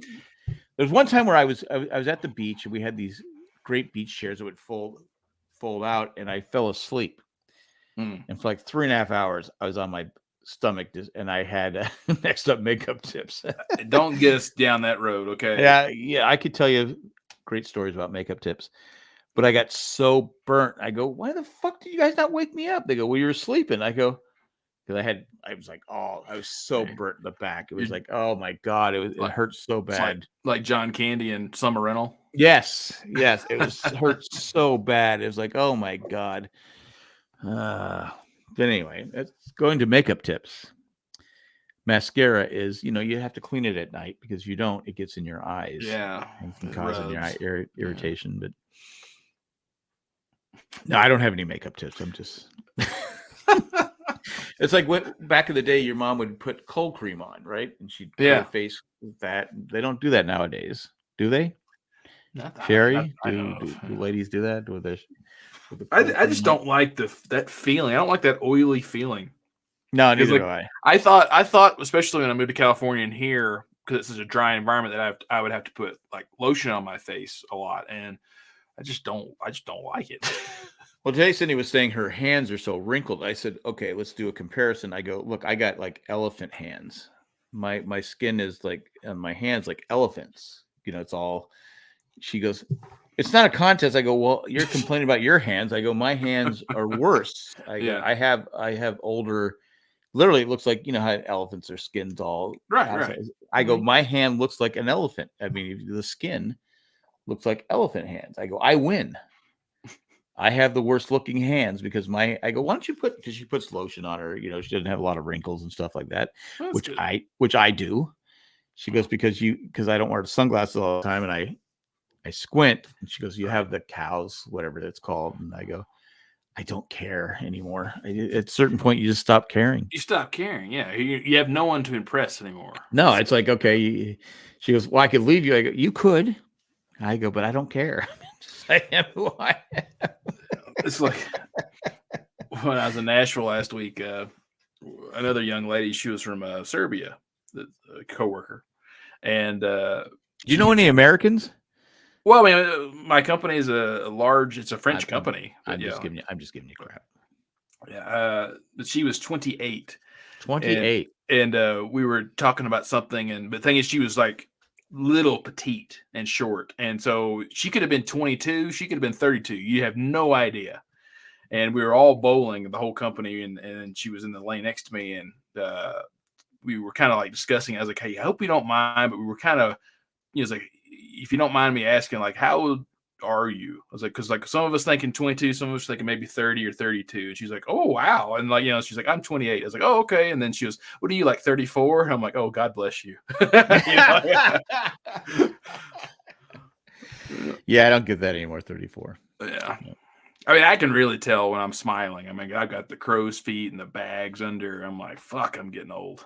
Like I said, when I was younger, people thought I was really young because I didn't look very old. But now, yeah, people have no problem saying I'm old now. It just hits you at certain ages. Like, I don't know why. I froze. Yeah, I know. I can tell. Because like you look at pictures of me up until 34, I look pretty young, and then something happened, but right there, 35, 36, and I probably aged like 6-7 years in 2 years. It's life. Yeah. And then the same as my dad. My dad looked good until he's like 52, and then all of a sudden he just went like, damn, just fell off a cliff. Well, I noticed before my back went out on me and the rest of my body quit on me, and I was still reffing because I was reffing college hockey, and I had to stay in I would literally go on a treadmill like an hour a day, and I had to Bowflex. I was working. I go, you can tell when I stop reffing because because my body just starts. I just can't. Cindy's been losing weight and on Weight Watch, so we've been walking, and I walked for like 3 days in a row, and I couldn't walk the next day. My back hurt. My back hurt so bad. I said I couldn't sleep because it hurt so. I mean, the pain in my back was so bad. It's nothing I can do about it. It's just part of life, playing sports my whole life, and it just. Oh. All right, not sure if I'm still recording or not, but we lost Jack, so it's just the Nick Show. And I'm having a good time. All right, so for anyone out there still listening, I don't know, maybe we'll have to end the show a little early, but yeah. So for anyone out there, so last week I was in Nashville, and a lot of international people, as I was saying to Jack, and it was actually quite nice, like introducing a lot of people who've never been to America. Okay. Anyway, I was just trying to fill time, Jack. I wasn't sure. I don't know when I dropped out, but I just I said, "Oh shit, poor Nick's by himself." Well, it's like Garth, in Wayne's World, when he loses. Yeah. It's like your set moment scanners when the dude's head explodes. My internet had been fine all day until now. Anyway, did you like the thumbnail? I did, actually. I saw that, and I like the cleverness of the of Jaws coming up to get the banana in the tailpipe. Yeah. It's going to be a banana in the tailpipe until I can think of it, because until somebody else wants to take over, which is my ultimate plan, is to get Matt so crazy that he goes, all right, I gotta get this taken care of. Because be honest with you, I forgot that it's like what I didn't put this till like Wednesday night. Oh, right. Oh fuck! I forgot to set up the show. Yeah. Well, that's why. Cindy goes, "How do you forget all the time?" I go, "I don't know. I just get busy doing something else." Yeah. That's why I asked on yesterday. I was like, "Are we recording tonight or tomorrow?" Because that's what had reminded me. I said, "Oh fuck! I haven't set up the show yet." No one had said anything, and no messages or anything. I was like, "Shit! I hope they remembered." That's why I said tomorrow, because I remember. Yeah. I said, "Shit! I gotta fucking set up that show." Oh well, I'm old. And who would have thought the two of us could have carried almost a 2-hour show? I know. We went on. We had nothing planned. Nothing written down. Nothing planned. Have you ever seen The Oracle? Not The Oracle. The Orville. Oh no. I know the show. I just never watched it. I'm really enjoying it now because I realize it's not just a comedy. Right. At first, I thought it was going to be a straight comedy because I didn't know anything about it. And I go, "Oh, they're really it's not BSG. Of course not. It's not, but it's actually really pretty good. A lot of issues of today they talk about, and I said I really enjoy that. So I said, huh, this is I wish I would have watched it from the start, but it's a really good show, but not BSG. Yeah, nothing is. And that's a show BSG. I should really do a rewatch of BSG. The thing is that I've seen the miniseries and season 1 so many times that's like I don't want to rewatch it because I don't want to start there. It's like because then I lose interest and I don't want to end up watching the rest of the show. I should just start. I've done I do a rewatch of BSG like every 2 or 3 years, so it's coming up that I should do it again. Because it's so good. I mean, like I said, the episode that got me going on it was Jump, or 33 or whatever 33, it is, yeah, where they had to keep jumping every. That's like episode 2 of season 1. Yeah, I said, okay, I'm in on this one. But anyway, we probably should wrap this up since I can't believe it's already 11:21. Isn't that crazy? Yeah. Anything else you got? Do we have any emails? I don't think so. I'll check it one more time, but I don't think we did. It'd probably just be like, "Where's Chris?" Yeah. Sorry, gents. I'm not going to make it. Sorry, gents. I can't believe you call this gents. He always calls us gents. He's like 110 years old. Hey, he's still fighting. Still fighting like an Irish bastard he is. Yeah. Yeah, well, we're good. Before we get who you got in the Super Bowl? I'm going to go with the 49ers because I just cannot root for Kansas City. Just not going to. I'm going for the Chiefs because they're my new favorite team. Cindy wants to be a Chiefs fan. Really?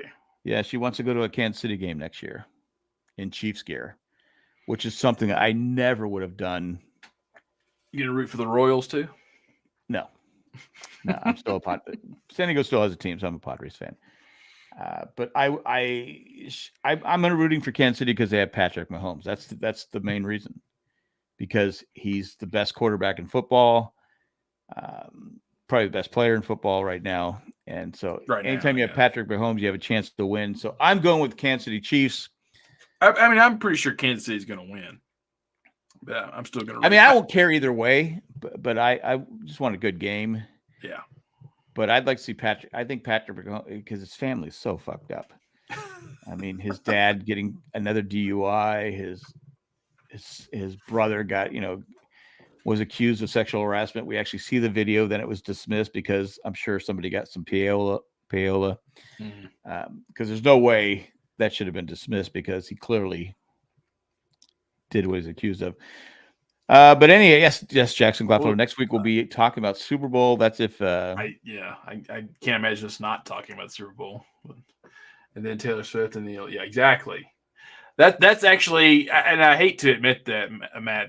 That's kind of why I don't want to root for Kansas City, is because I'm just tired of seeing Taylor Swift. Yeah, I've just gotten to the point I don't care. Yeah, I mean, it's not her fault. It's not her fault. Like, it's nothing against her. It's just I was just I don't care. I don't care about the relationship. It has nothing to do with football. Well, I said last week that the NFL and the Kansas City Chiefs have made $331 million off her coming to the games. Wow.